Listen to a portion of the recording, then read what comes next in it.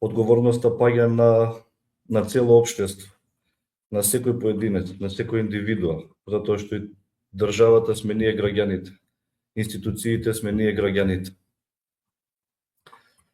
Каде после оваа трагедија нели ќе се движи македонското општество, дали ќе извлече поука и лекција или во иднина ќе гледаме слични вакви трагедии. Сакам да кажам да не чекаме да не се случат повторно вакви трагедии за да општеството реагира.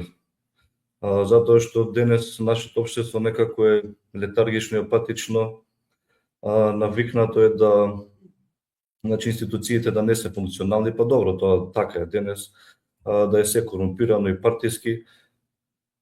Треба да се мобилизира и да реагира и да ги поддржи тие родители кои денес бараат правда за загинатите нивни деца. Мислам дека одговорноста паѓа на нас, на цело општество, на нашиот молк, на нашата пасивност. Затоа што државата сме ние ги бираме тие граѓани од нас што произлегуваат и што седат во тие институции, кои нели гледаме дека не се толку функционални и се корумпирани. И би упатил сочувство до сите родители родни на загинатите.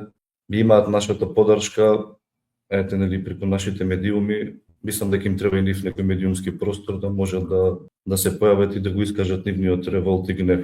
Но дали се прашувам и гневот и револтот би придонел кон подобрување или ни треба помирување за да одиме напред како општество.